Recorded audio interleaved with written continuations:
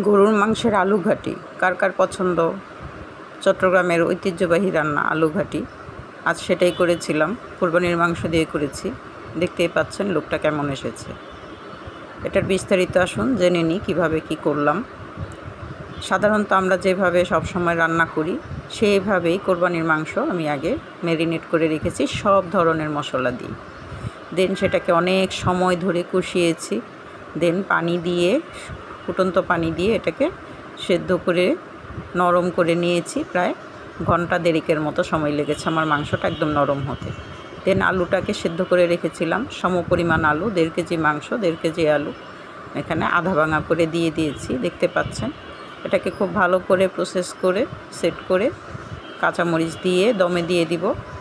আর যখন নামাবো তখন শুধু এটার মধ্যে জিরার ফাঁকি দিব। আপনি চাইলে এটাকে বাগার দিতে পারেন, এখানে শুকনো মরিচ, পেঁয়াজ টিয়াজ দিয়ে আপনি মজা করে খেতে পারেন। আবার এটার মধ্যে চাইলে ঘিও ইউজ করতে পারেন, কিন্তু অতিরিক্ত গরমে আমি তার কিছুই করতে চাইনি। এই দেখতে পাচ্ছেন আমার এটার লুকটা কেমন আসছে। এই পর্যায়ে আমি নামিয়ে নিয়েছি এবং গরম ভাতের সাথে লুচি, পরোটা সব কিছুর সাথে এটা খেতে অসাধারণ ছিল। সবাই পাশে থাকবেন, দোয়ায় মনে রাখবেন। অনেক ধন্যবাদ কষ্ট করে ভিডিওটি দেখার জন্য। আসসালামু আলাইকুম।